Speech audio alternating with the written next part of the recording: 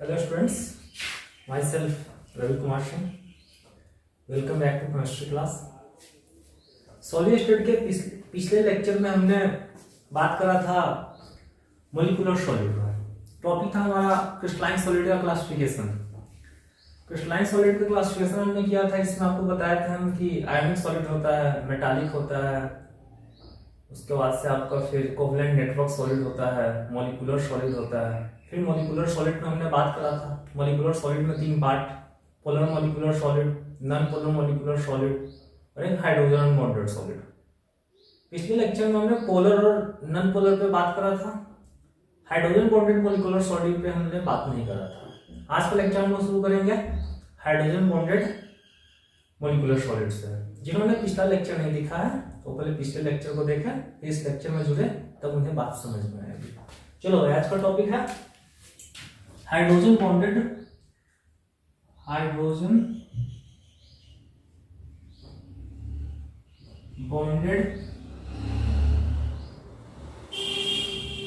Molecular solid. Hydrogen bonded molecular solid, जैसा कि हम सभी जानते हैं पार्ट मॉलिक्यूलर सॉलिड का कोई भी हो, कंस्टिट्यूएंट यूनिट्स जो होगा वो हमारा क्या होगा, मॉलिक्यूल होगा। तो हाइड्रोजन बॉन्डेड मॉलिक्यूलर सॉलिड में जो कंस्टिट्यूएंट यूनिट्स है, सबसे पहले हम किसकी बात करते हैं, कंस्टिट्यूएंट यूनिट्स की बात करते हैं। तो हाइड्रोजन बॉन्डेड मॉलिक्यूलर सॉलिड में जो कंस्टिट्यूएंट यूनिट्स होगा, सबसे पहले वो क्या होगा, मॉलिक्यूल। क्या होगा, मॉलिक्यूल। उसके बाद हम लोग इंटरमॉलिक्यूलर फोर्स की बात करते हैं। तो इंटरमॉलिक्यूलर फोर्स, ये सब बात हमने पिछले क्लास में करा था। इंटरमॉलिक्यूलर फोर्स का नेचर क्या होगा, इंटरमॉलिक्यूलर फोर्स का नेचर क्या होगा, हाइड्रोजन बॉन्ड। क्या होगा, हाइड्रोजन बॉन्ड। Hydrogen bond. अब एक बात, जो ये हाइड्रोजन बॉन्ड है, ये हाइड्रोजन बॉन्ड क्या है, इस पे थोड़ा सा बात करेंगे। पूरे डीप में जाकर बात नहीं करेंगे, जितना जानना है उस पे, जितना से काम यहाँ पे हमारा हो जाएगा उतनी बात करेंगे। तो हाइड्रोजन बॉन्डेड, हाइड्रोजन बॉन्ड का मतलब क्या है, when hydrogen is bonded, when hydrogen is bonded to more electronegative atom, more electronegative atom, a more electronegative atom। तो इलेक्ट्रोनेगेटिव एटम, वैसे इलेक्ट्रोनेगेटिव एटम है कौन कौन, क्लोरीन, ऑक्सीजन और नाइट्रोजन। ऑर्गेनिक केमिस्ट्री में क्लोरीन का भी केस आता है, लेकिन अभी इसमें इनऑर्गेनिक केमिस्ट्री में या फिजिकल में इसका केस नहीं है। तो हम जनरल हाइड्रोजन बॉन्डिंग में क्लोरीन का केस नहीं पढ़ते हैं, लेकिन आपको ऑर्गेनिक केमिस्ट्री में क्लोरीन का भी केस आता है, तो उसमें बात करेंगे जब जरूरत महसूस होगी। When hydrogen is bonded to more electronegative atom such as chlorine, oxygen, nitrogen, then hydrogen bond is formed। hydrogen bond is formed। hydrogen bond is formed। अब बात आगे करेंगे।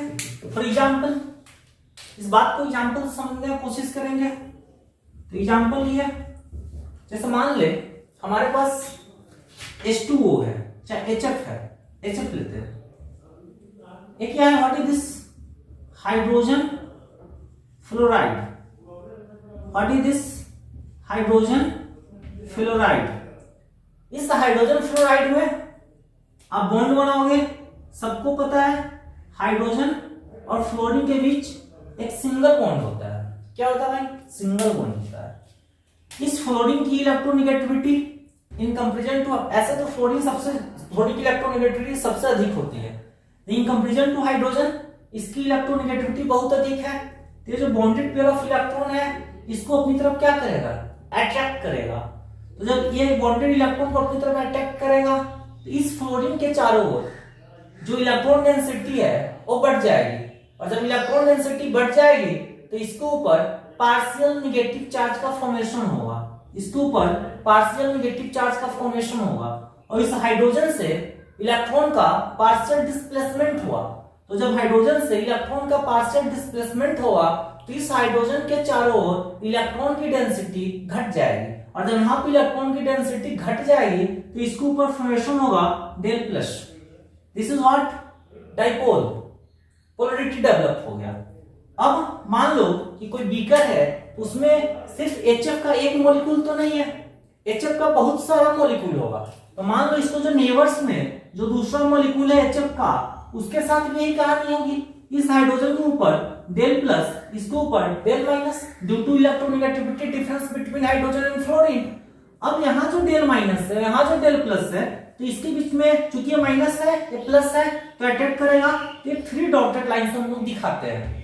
तो ये क्या हुआ, इस दोनों मॉलिक्यूल के बीच में यह इंटरेक्शन है, यह डॉटेड लाइन से हमने जिसको दिखाया है, दिस इज द इंटरेक्शन जो इस मॉलिक्यूल्स को आपस में बाइंड कर रहा है, जो इस मॉलिक्यूल्स को आपस में बाइंड करके रख रहा है। तो इसी को हम लोग क्या बोलते हैं, hydrogen bond. This is what, hydrogen bond. This is what, hydrogen bond. अब इसका मतलब क्या है, मान ले कि हमारे पास कोई ऐसा मॉलिक्यूल है जिसमें हाइड्रोजन बॉन्डेड है फ्लोरीन से या ऑक्सीजन से या नाइट्रोजन से, और वह मॉलिक्यूल अगर सॉलिड स्टेट में है तो कौन सा सॉलिड होगा, हाइड्रोजन बॉन्डेड मॉलिक्यूलर सॉलिड। कौन सा सॉलिड होगा, हाइड्रोजन बॉन्डेड मॉलिक्यूलर सॉलिड। इसका एक बेस्ट एग्जांपल है, जैसे हमारे पास वाटर होता है H2O, सब लोग जानते हैं, दिस इज व्हाट, वाटर। ये वाटर आइस फॉर्म में जब पाया जाता है ये क्या होता है, सॉलिड होता है। आइस फॉर्म में क्या होता है, सॉलिड होता है।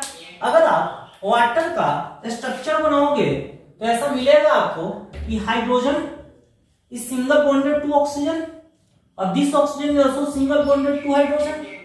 अब जो ऑक्सीजन है, हमने यहाँ पे एटम ऑक्सीजन भी लिखा है, तो ये जो ऑक्सीजन है, इस हाइड्रोजन के बीच जो इलेक्ट्रॉन पेयर है उसको अपनी तरफ क्या करेगा, अट्रैक्ट करेगा। Why, due to electronegativity difference. तो इसके ऊपर क्या आ जाएगा, डेल माइनस, इसके ऊपर क्या आ जाएगा, डेल प्लस। सेम था इसके साथ भी, इसके ऊपर भी डेल प्लस। अब बताओ वाटर है तो वाटर का एक मॉलिक्यूल तो नहीं होगा भाई साहब, एक मॉलिक्यूल होगा क्या, और वाटर रखा हो तो उसमें वाटर में बहुत सारे मॉलिक्यूल है। अब मान ले यहाँ पे वाटर का कोई दूसरा मॉलिक्यूल है जस्ट लाइक दिस, तो यहाँ पे आपका जो ऑक्सीजन है, यहाँ हाइड्रोजन है, यहाँ फिर क्या है, हाइड्रोजन है। ये जो ऑक्सीजन है ये क्या करेगा, इलेक्ट्रोनेगेटिविटी के कारण हाइड्रोजन जो इलेक्ट्रॉन है इसको अपनी तरफ अटैक करेगा। इसके साथ भी वही कहानी, इसके ऊपर क्या आ जाएगा, डेल माइनस, और इसके ऊपर क्या आ जाएगा, डेल प्लस। सेम कहानी, डेल प्लस। अब बता, ये दोनों मॉलिक्यूल एक साथ है, तो ये जो ऑक्सीजन है और ये जो हाइड्रोजन है, इस ऑक्सीजन हाइड्रोजन के बीच में plus charge minus charge, partial charge है but plus charge minus charge, तो इसके बीच में एक अट्रैक्शन डेवलप होगा जिसको हम लोग 3 डॉटेड लाइन से दिखाते हैं। तो यहाँ पे एक अट्रैक्शन डेवलप हुआ, 3 डॉटेड लाइन। तो ये जो 3 डॉटेड लाइन है, this is what, hydrogen bonding. This is what, hydrogen bonding. Is it clear what I am trying to say, this is hydrogen bonding. तो हमने कहा कि when hydrogen is attached, when hydrogen bonded to more electronegative atom such as fluorine, oxygen, nitrogen, तो वहां पे hydrogen bond का formation होता है। और ये हाइड्रोजन बॉन्ड जो है, ये hydrogen bond hydrogen bonded molecular solid के लिए, एग्जिस्टेंस के लिए रिस्पांसिबल है। क्लियर है what I am trying to say? अच्छा, मतलब कि H2O आइस फॉर्म में पाया जाता है अगर सॉलिड है, और आपसे कोई पूछेगा कि H2O कैसा सॉलिड है, तो हम क्या बोलेंगे, this is hydrogen bonded, this is hydrogen bonded, this is hydrogen bonded molecular solid. H2O ice, this is hydrogen bonded molecular solid. अब पूरी कहानी जो है, ये जो पूरी कहानी है, ये पूरी कहानी किसके कारण है, ड्यू टू हाइड्रोजन बॉन्ड। किसके कारण, ड्यू टू हाइड्रोजन बॉन्ड। अब इसको थोड़ा सा और अगर ऊपर जाकर पढ़ना चाहते हैं तो आपको पता होगा एक ग्रुप 16 होता है, this is group 16। Group 16 periodic table में एक ग्रुप 16 होता है। इस ग्रुप 16 में हमारे पास क्या होता है, ऑक्सीजन होता है, सल्फर होता है। इसके नीचे की बात नहीं करते, सिर्फ इसकी वजह से समझ लेते हैं। ऑक्सीजन होता है, सल्फर होता है। इस ऑक्सीजन का आप हाइड्राइड फार्मूला लिखो, हाइड्राइड मतलब हाइड्रोजन के साथ, तो ऑक्सीजन अपने हाइड्राइड फॉर्म में कैसे पाया जाता है, H2O। H2O क्या है, हाइड्राइड फॉर्म ऑफ ऑक्सीजन। और सल्फर का हाइड्राइड फॉर्म लिखोगे, this is H2O, H2S, hydrogen sulphide. अब देख, ये दोनों ग्रुप 16 का एलिमेंट है, ये दोनों क्या है, ग्रुप 16 का एलिमेंट है। ये ग्रुप 16 का एलिमेंट है, इसका हाइड्राइड H2O है, और ये भी ग्रुप 16 का एलिमेंट है, इसका हाइड्राइड H2S है। लेकिन एक मजे की बात कि यह जो रूम टेम्परेचर पे at room temperature and pressure ये जो वाटर है ये लिक्विड फॉर्म में पाया जाता है। किसमें? लिक्विड फॉर्म में। हम अगर आइस लेते हैं तो आइस रूम टेम्परेचर पर नहीं होता, उसके लिए हम लोग टेम्परेचर प्रेशर कंडीशन को क्या करते हैं? चेंज करते हैं। तो रूम टेम्परेचर पे ये जो वाटर है ये लिक्विड फॉर्म में होता है, बट इसी रूम टेम्परेचर पे ये जो हाइड्रोजन सल्फाइड होता है ये किस फॉर्म में होता है? गैस फॉर्म में। अब बता, हमने क्यों बताया? और सोचने वाली बात है कि ऑक्सीजन का हाइड्राइड वाटर, सल्फर का हाइड्राइड हाइड्रोजन सल्फाइड।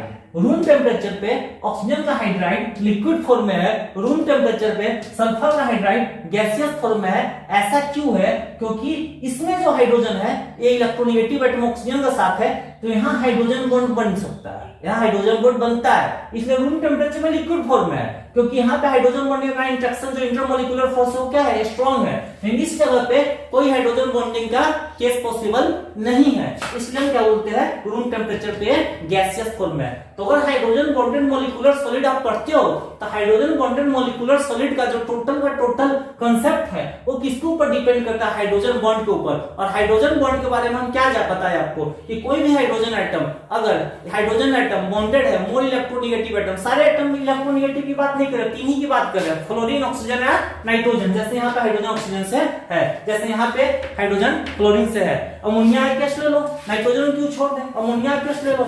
जैसे हमारे पास अमोनिया है NH3 अमोनिया, ये अमोनिया है।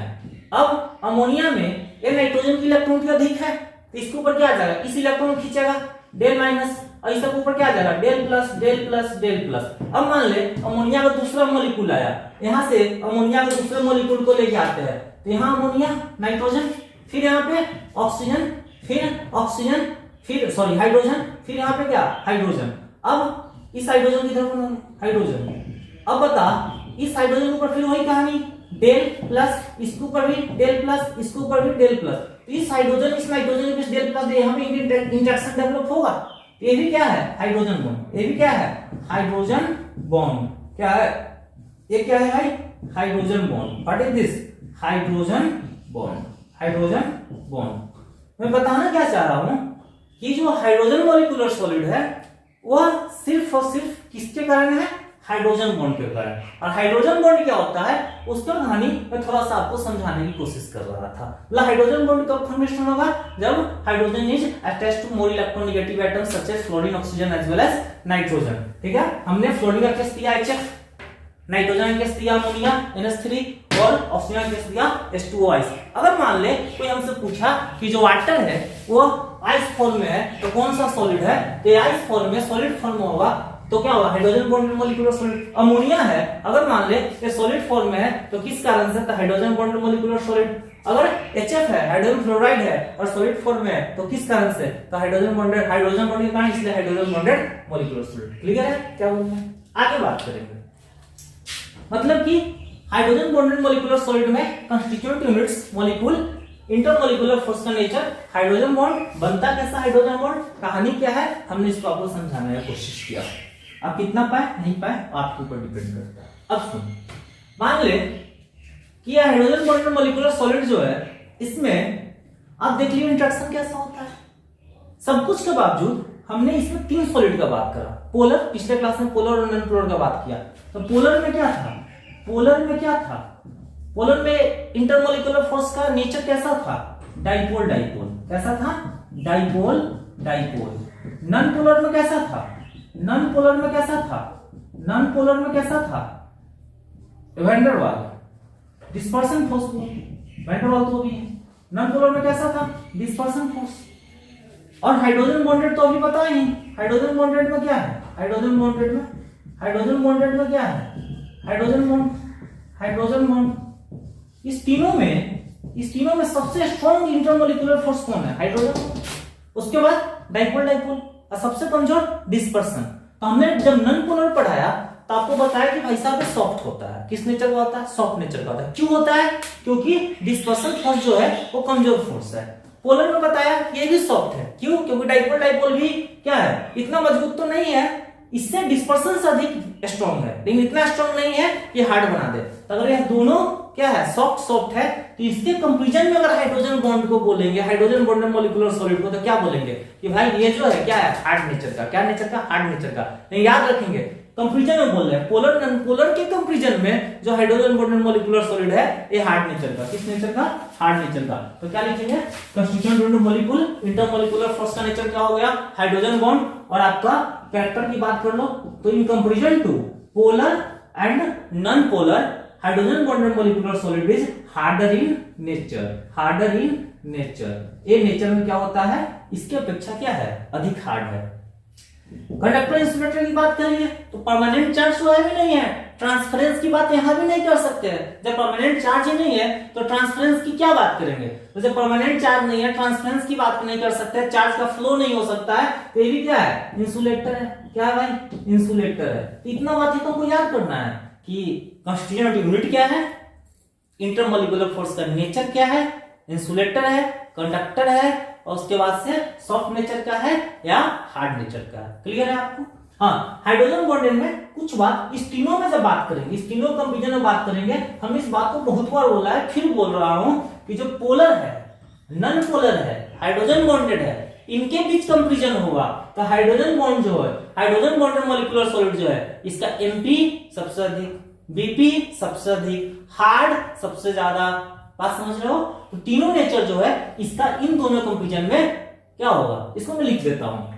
चाहे बात एमपी की करें या बॉइलिंग पॉइंट की करें या हार्डनेस की करें, किसकी करें? हार्डनेस की करें। ये तीन प्रॉपर्टी है। What is this?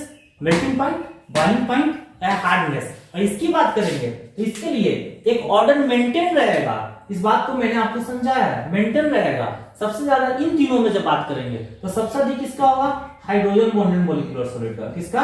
Hydrogen bonded molecular solid का क्या क्या? बीपी, एमपी, हार्डनेस क्या होगा?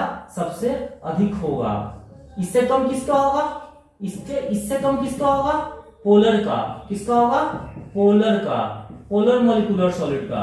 और सबसे कम किसका होगा? पोलर मॉलिक्यूलर सॉलिड का। और इससे कम किसका होगा? सबसे कम किसका होगा? नॉन पोलर का। किसका होगा? नॉन पोलर का। This is complete description of molecular solid. आप इसका स्क्रीनशॉट लेंगे, ले लो भाई स्क्रीनशॉट देखते हैं।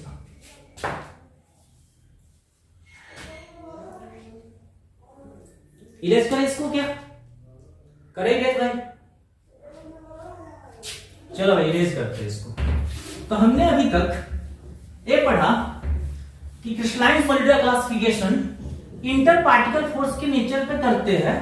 तो चार तरह का क्लासिफिकेशन है: आयनिक solid, metallic solid, molecular solid और कोवलेंट नेटवर्क सॉलिड। जिसमें से एक पार्ट हमारा जो मॉलिक्यूलर सॉलिड था, जिसके अंदर तीन क्लासिफिकेशन था: पोलर, नॉन पोलर और हाइड्रोजन बॉन्डेड। तो हमने मॉलिक्यूलर सॉलिड को कंप्लीट स्टडी करा, जिसमें हमने पोलर सॉलिड का बात करा, नॉन पोलर सॉलिड का बात करा, हाइड्रोजन बॉन्डेड सॉलिड का बात करा, आपको वैन डर वाल्स फोर्स का कांसेप्ट दिया, डाइपोल डाइपोल इंटरेक्शन पे बात करा, dipole van der dispersion force पे बात करा, हाइड्रोजन बॉन्ड पे बात करा। इसके आधार पे बीपी, एमपी और इनमें पूछा जाए सिंपल क्वेश्चन के आधार पे तो वहां पे हम जज करके बता सकते हैं किसका कम है किसका अधिक है। आपको यह मालूम है कि इसमें जो पूछा जा रहा है क्वेश्चन, उसमें polar, non polar, hydrogen bonded कौन है। ऐसे बीपी और बॉइलिंग पॉइंट, मेल्टिंग पॉइंट, इनका कांसेप्ट जो एक्यूरेट क्वेश्चन जो जेईई नीट पूछता है, उसमें जो हम लोग जज करते हैं वो वेंडो फैक्टर के आधार पे करते हैं। जो सॉल्यूशन में आएगा फिर वहां पे बात करेंगे। अभी जो इसमें पढ़ना है उसके बाद, इसके बाद हमारे पास दूसरा सॉलिड है मेटालिक सॉलिड। क्या है? Metallic solid. दूसरा सॉलिड कौन सा है? Metallic solid. सबसे पहले मेटालिक सॉलिड में कंस्टिट्यूएंट यूनिट्स की बात करेंगे। हमने आपको कहा पढ़ने का तरीका क्या है? जो सॉलिड पढ़ो उसमें पहले कंस्टिट्यूएंट यूनिट्स क्या है और इसके बीच जो इंटरमॉलिक्यूलर फोर्स काम कर रहा है फोर्स कौन सा है, कंस्टिट्यूएंट यूनिट्स। इसमें कंस्टिट्यूएंट यूनिट्स क्या होता है? कर्नल। क्या क्या भाई? कर्नल। और दूसरा कोर इलेक्ट्रॉन, दूसरा कोर इलेक्ट्रॉन, डोंट हाइपर, इस पे बात करेंगे। कर्नल और कोर इलेक्ट्रॉन। इंटरमोलिकुलर फोर्स की नेचर की बात करेंगे। इंटरमोलिकुलर फोर्स का नेचर, इंटरमोलिकुलर फोर्स का नेचर, फोर्स का नेचर क्या होगा इसमें, इस सॉलिड में जो इंटरमोलिकुलर फोर्स काम करेगा उस फोर्स का नेचर होगा मेटालिक बॉन्ड। क्या होगा? Metallic bond. क्या होगा? Metallic bond. अब सबसे पहले तो जरूरी है कि मेटालिक बॉन्ड पे बात करें। तो मेटालिक बॉन्ड क्या होता है? मेटालिक बॉन्ड ये भी एक इलेक्ट्रोस्टैटिक फोर्स ऑफ अट्रैक्शन है। मेटालिक बॉन्ड, मेटालिक बॉन्ड क्या होता है? Electrostatic force of attraction, electrostatic force of attraction, electrostatic force of attraction between kernel and core electron, core electron। हमने क्या कहा? कर्नल और कोर इलेक्ट्रॉन के बीच इलेक्ट्रोस्टैटिक फोर्स ऑफ अट्रैक्शन होता है, जिसको हम लोग, इस इलेक्ट्रोस्टैटिक फोर्स ऑफ अट्रैक्शन को हम लोग मेटालिक बॉन्ड बोलते हैं। अब कर्नल क्या होता है, कोर इलेक्ट्रॉन क्या होता है, इस पे बात कर लेते हैं। मान ले हमारे पास सोडियम है। क्या भाई? सोडियम। इस सोडियम का एटॉमिक नंबर कितना होता है? 11। इस 11 का इलेक्ट्रॉनिक कॉन्फ़िगरेशन आप लिखोगे तो 1s2 2s2 2p6 3s1, ये तो लिखने आता होगा। 1s2 2s2 2p6 3s1। तो जो इलेक्ट्रॉन सबसे बाहर वाले ऑर्बिट में है, जो इलेक्ट्रॉन सबसे बाहर वाले ऑर्बिट में है, जो फ्री है, जिसको लूज किया जा सकता है, ये जो इलेक्ट्रॉन है, ये इलेक्ट्रॉन हमारा है कोर इलेक्ट्रॉन। क्या है? Core electron. जैसे इसको लूज करेगा तो यही इलेक्ट्रॉन हमारा कहलाता है। जैसे मान ले कि सोडियम से Na+1 बन गया, आयन बन गया। जब Na से Na+1 बन गया, इसका जो कॉन्फ़िगरेशन था, ये कॉन्फ़िगरेशन क्या हो गया? 1s2 2s2 2p6, एक इलेक्ट्रॉन तो गया। अब ये सोडियम रहा नहीं, सोडियम आयन बन गया, तो ये इलेक्ट्रॉन कहाँ गया भाई? ये जो कोई इलेक्ट्रॉन दिखा रहे थे, ये जो कोई इलेक्ट्रॉन है, ये कोई इलेक्ट्रॉन ही कहलाता है डीलोकलाइज्ड इलेक्ट्रॉन। क्या कहलाता है? Delocalised electron. या इसको हम लोग यहां पे बोल सकते हैं मोबाइल इलेक्ट्रॉन। क्या बोल सकते हैं? Mobile electron. अब सोच के देख, जो एटम है, अगर वो एटम इलेक्ट्रॉन लूज किया तो आयन बनाएगा, और वो आयन इस डीलोकलाइज्ड इलेक्ट्रॉन से क्या होगा? सराउंडेड होगा। तो वहां पे क्या होगा? आयन पॉजिटिव और डीलोकलाइज्ड इलेक्ट्रॉन निगेटिव, उसके बीच में electrostatic force of attraction develop होगा, जिसको हम लोग क्या बोलते हैं? Metallic bond. क्या बोलते हैं? Metallic bond. जैसे एग्जांपल, अब ये तो आयन बन गया Na+, और ऐसा एक एटम तो होगा नहीं, ऐसा एक ही एटम होगा क्या? बहुत सारा ऐसा एटम होगा। तो जब ऐसा बहुत सारा एटम होगा तो बहुत सारे इलेक्ट्रॉन डीलोकलाइज्ड होंगे, तो हर आयन बहुत सारे डीलोकलाइज्ड इलेक्ट्रॉन के द्वारा सराउंडेड किया गया, घिरा होगा। तो यहाँ डीलोकलाइज्ड इलेक्ट्रॉन, यहाँ डीलोकलाइज्ड इलेक्ट्रॉन, यहाँ डीलोकलाइज्ड इलेक्ट्रॉन, यहाँ डीलोकलाइज्ड, यहाँ डीलोकलाइज्ड। तो यहाँ जो इंटरेक्शन डेवलप होगा, यहाँ जो इंटरेक्शन डेवलप होगा, this interaction is called what? Metallic bond. This interaction is called what? Metallic bond. This interaction is called what? Metallic bond. इस इंटरेक्शन को हम लोग क्या बोलते हैं? मेटालिक बॉन्ड बोलते हैं। अब 10th क्लास में आप एक टॉपिक पढ़ा होगा मेटल एंड नॉन मेटल। वहां पे गुरुजी पढ़ाएंगे ऐसा कि जो सोडियम और पोटेशियम एक ऐसे दो मेटल है जिसको हम लोग इतने सॉफ्ट होते हैं जिसको हम लोग चाकू से काट सकते हैं, ऐसा गुरुजी पढ़ाएंगे। भाई सोडियम मेटल जो है उसमें ही मेटालिक बॉन्ड है, और जो पोटेशियम मेटल है उसमें ही मेटालिक बॉन्ड है, आयरन मेटल है उसमें ही मेटालिक बॉन्ड है। अब बता, जब सब में मेटालिक बॉन्ड ही है तो सोडियम पोटेशियम चाकू से काटा जा सकता है लेकिन आयरन को नहीं काट सकते, ऐसा क्यों है? तो पोटेशियम पे ध्यान दोगे तो जो पोटेशियम है इसका एटॉमिक नंबर कितना होता है? 19। कितना होता है भाई? 19। और इसका कॉन्फिगरेशन लिखोगे तो 1s2 2s2 2p6 3s2 3p6 4s1 1s2 2s2 2p6 3s2 3p6 4s1। अब बताओ इसकी आउटर मोस्ट ऑर्बिट में कितना इलेक्ट्रॉन? एक। तो इसके पास भी कोई इलेक्ट्रॉन की संख्या कितनी है? कोई इलेक्ट्रॉन कितना है? 1। एटम बहुत होंगे, एटम बहुत सारे होंगे और सारे एटम के पास कोई इलेक्ट्रॉन होगा, लेकिन एक एटम के पास एक ही कोई इलेक्ट्रॉन है भाई। तो इसके पास एक ही इलेक्ट्रॉन। ये जो पोटेशियम आयन अगर बना यहां से पोटेशियम आयन बन गया तो इसका कॉन्फिगरेशन क्या हो जाएगा? जब K प्लस बन गया, K प्लस बन गया तो इसका कॉन्फिगरेशन क्या हो जाएगा? 1s2 2s2 2p6 3s2 3p6। और ये जो इलेक्ट्रॉन निकला ये ऐसे इलेक्ट्रॉन क्या करेंगे? बहुत सारे एटम है तो बहुत सारे इलेक्ट्रॉन निकलेंगे, ऐसे इलेक्ट्रॉन क्या करेंगे? ये जो K प्लस है इसको हम लोग क्या बोलते हैं? कर्नल बोलते हैं। क्या बोलते हैं? कर्नल। हमने बोला ना कर्नल और कोई इलेक्ट्रॉन बीच इंटरेक्शन डेवलप होता है। तो यहाँ जो आपका Na प्लस है, Na+1 जो है ये क्या है? कर्नल है। ये क्या है? कर्नल है। और जो इलेक्ट्रॉन को दिखाया जा रहा है इलेक्ट्रॉन क्या है? कोर इलेक्ट्रॉन है। क्या है भाई? कोर इलेक्ट्रॉन है। ये जो कोर इलेक्ट्रॉन है इस कोर इलेक्ट्रॉन और कर्नल के बीच एक electrostatic force of attraction develop हो रहा है, that is called metallic bond. उसको क्या बोलते हैं? मेटालिक बॉन्ड बोलते हैं। अब यहाँ पे यहाँ भी इलेक्ट्रॉन है। अब यहाँ जो K प्लस है एक K प्लस क्या है? कर्नल। क्या है? कर्नल। अब इस K प्लस में और इलेक्ट्रॉन के बीच ये प्लस है या माइनस है तो इंटरेक्शन अटैक करेगा, electrostatic force of attraction develop होगा या नहीं होगा? होगा। तो इसको हम क्या बोलते हैं? This is called metallic bond. What is this called? Metallic bond. लेकिन अब सोच के देख ये मेटल इसके पास एक ही कोई इलेक्ट्रॉन है, कोई ऐसा मेटल होगा जिसके पास अधिक कोई इलेक्ट्रॉन होंगे तो एक कर्नल बहुत सारे कोई इलेक्ट्रॉन से घिरेगा तो वहां पे मेटालिक बॉन्ड का जो स्ट्रेंथ होगा वो क्या होगा? अधिक होगा। फॉर एग्जांपल मान ले हमारे पास आयरन है। क्या है भाई? आयरन Fe का एटॉमिक नंबर किसी को याद है?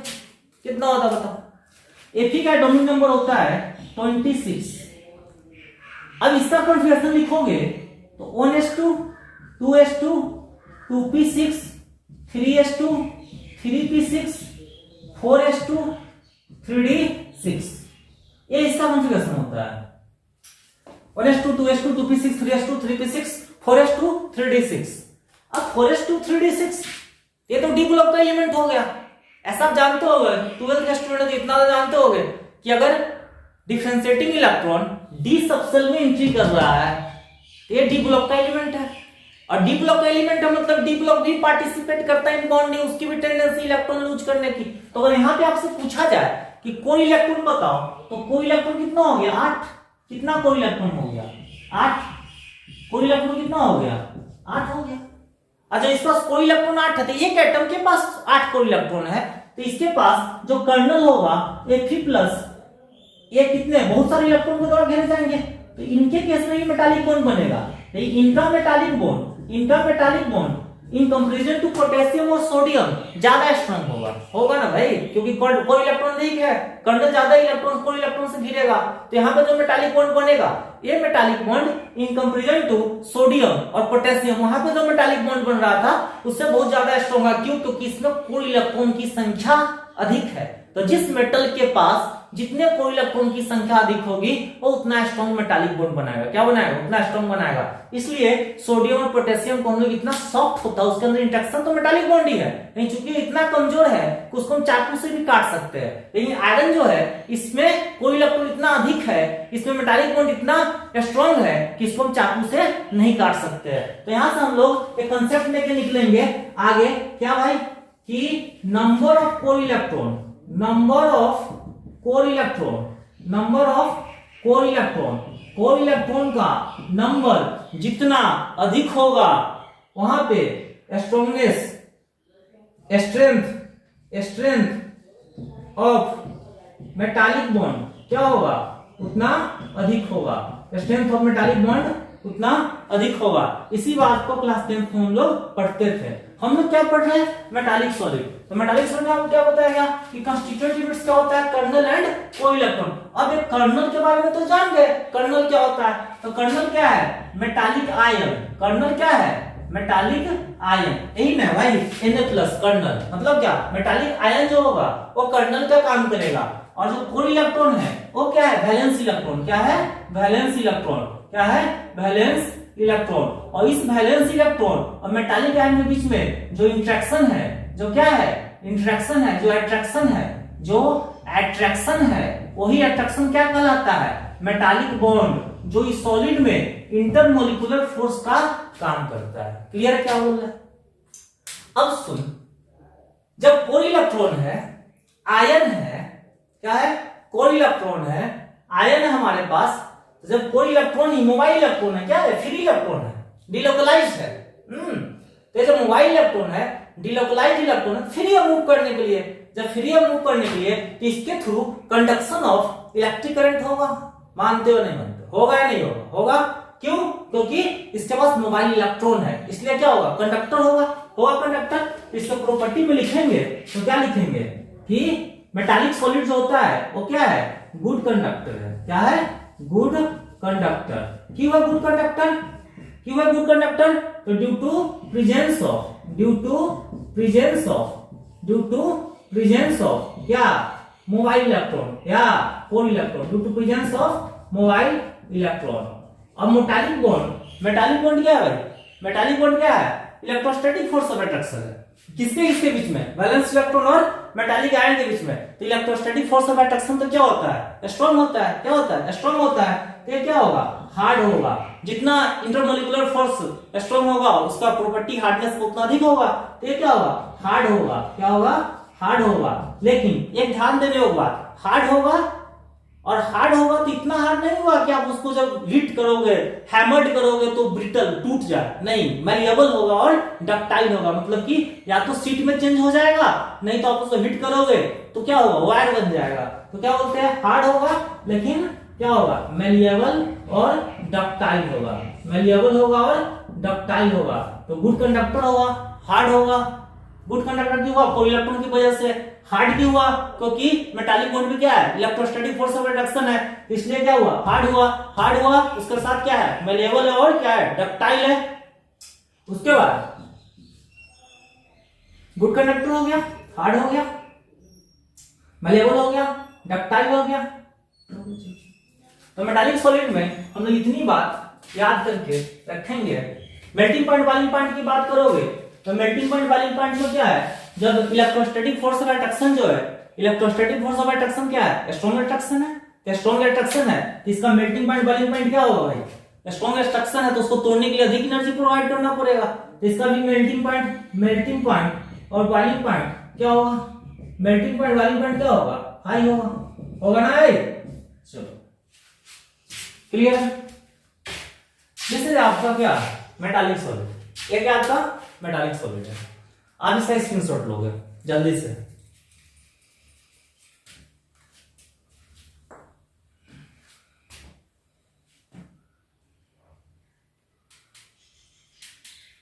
ले लिया स्क्रीनशॉट, इरेज करें इसको।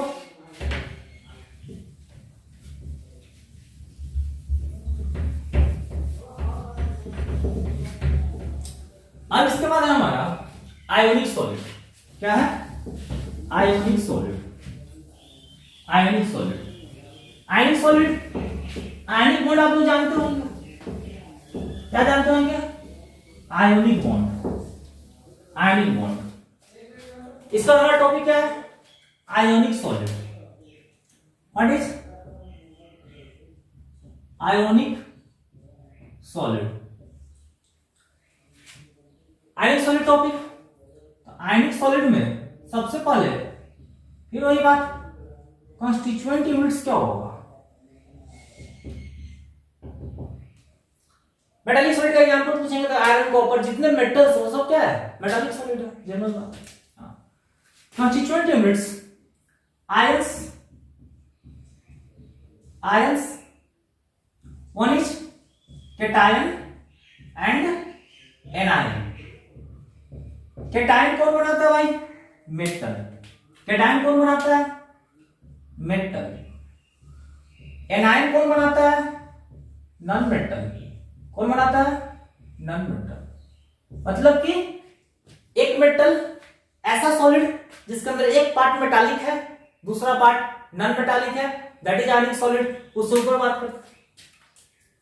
आपका इंटरमोलिकुलर फोर्स का नेचर क्या होगा, इंटरमोलिकुलर फोर्स का नेचर क्या होगा, तो इंटरमोलिकुलर फोर्स का नेचर क्या होगा ionic bond, ionic bond, ionic bond.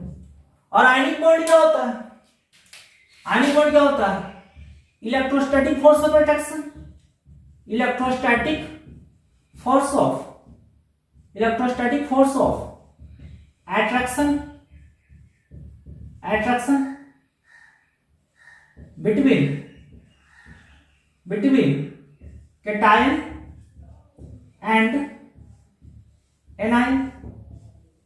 Coulombic force of attraction, electrostatic force of attraction.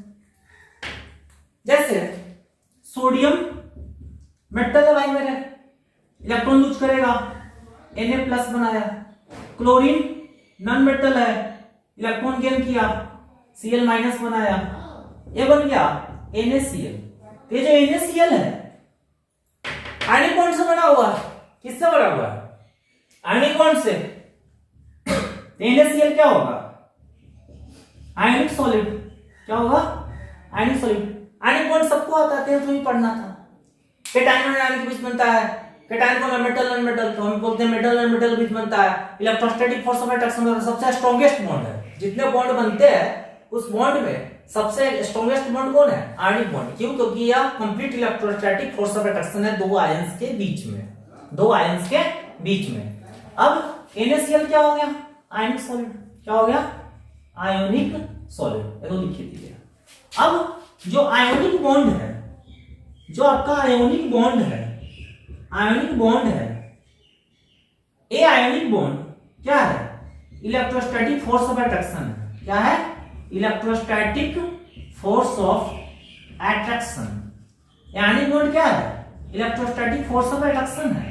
और जितने फोर्स ऑफ अट्रैक्शन है उन सारे फोर्स ऑफ अट्रैक्शन में आपका electrostatic force of attraction is the strongest. तो क्या है स्ट्रॉन्गेस्ट है। तो इलेक्ट्रोस्टैटिक फोर्स ऑफ अट्रैक्शन जो हो गया ये क्या हुआ स्ट्रॉन्गेस्ट फोर्स ऑफ अट्रैक्शन।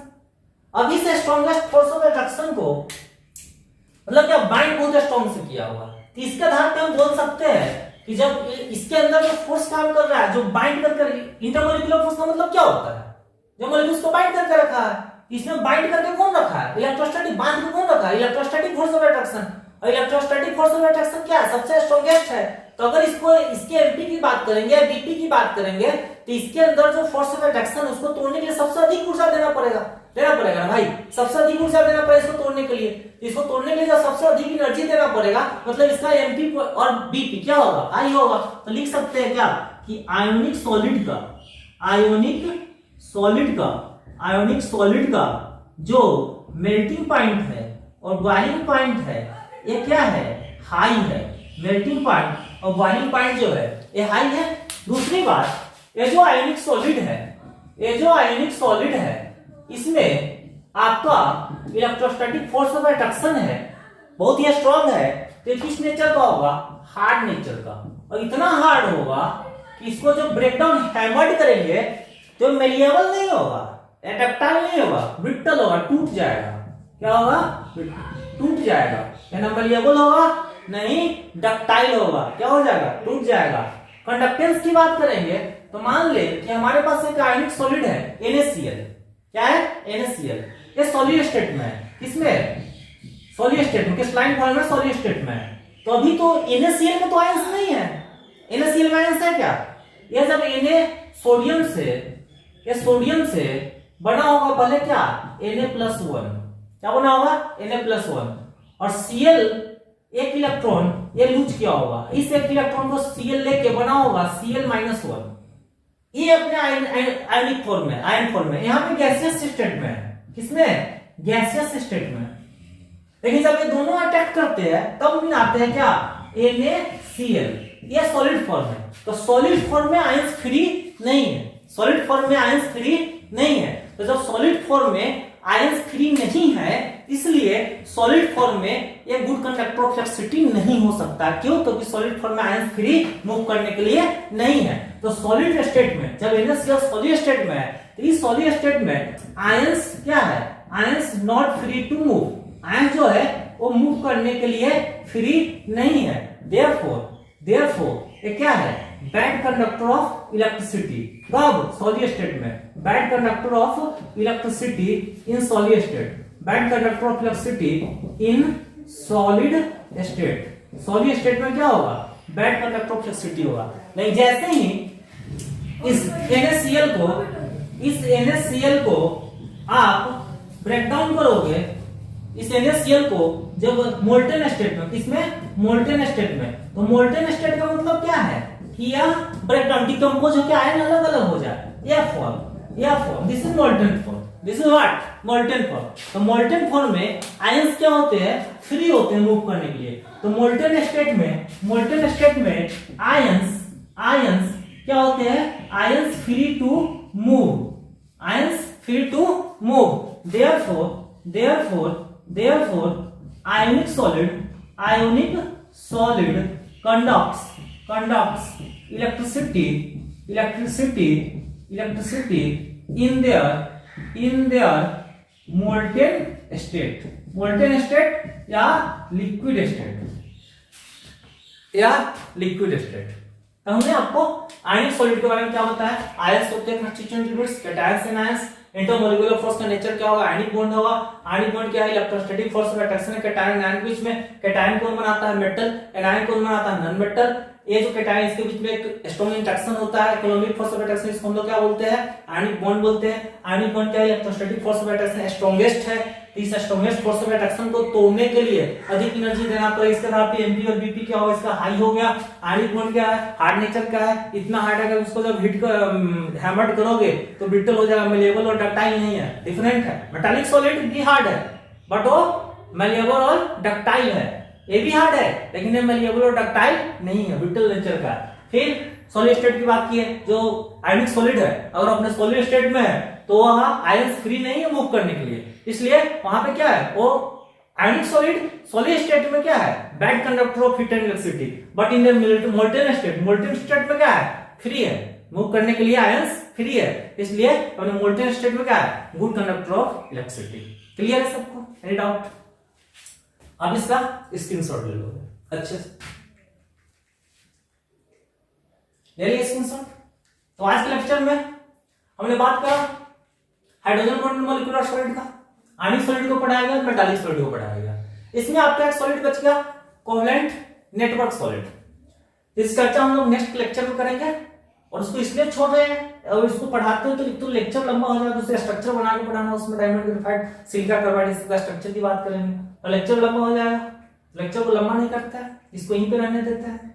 आप जुड़े रहिए, घर पे बैठ के पढ़ाई कीजिए। अगर आपको पढ़ाया जाता है इसका फायदा तभी है जब आप घर पे बैठ के इसको लेक्चर सुनते हैं, एनसीईआरटी बुक पढ़ते हैं, नोट्स तैयार करते हैं, इस पे काम करते हैं। नेक्स्ट लेक्चर में हम लोग कोवलेंट नेटवर्क सॉलिड को पढ़ेंगे और इन सारे सॉलिड पे जो क्वेश्चंस, और तो ऐसा क्वेश्चन है जो बोर्ड में आया है, नीट में आया है, जेई में अगर आया है, तो उस क्वेश्चन पे चर्चा करेंगे, उसको क्लास में डील करेंगे। फिर उसका मतलब नेक्स्ट लेक्चर इसका बहुत ज्यादा इंपॉर्टेंट होने वाला है। जितना टॉपिक हम लोग अभी क्लासिफिकेशन में पढ़े हैं, नेक्स्ट लेक्चर में क्लासिफिकेशन कंप्लीट खत्म हो जाएगा।